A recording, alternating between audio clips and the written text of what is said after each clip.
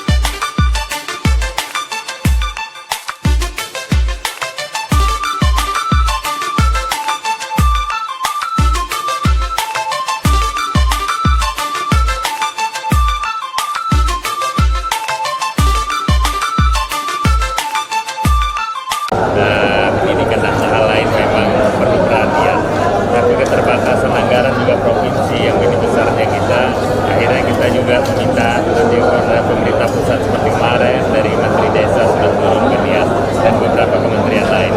Selain desa Bau Mataluo, Nias Selatan memiliki potensi destinasi wisata unggulan Pantai Sorake yang kerap dikunjungi wisatawan mancanegara untuk melakukan olahraga selancar atau surfing. Dari Medan, Sumatera Utara, Doni Aditra, Kantor Berita Antara, mewartakan.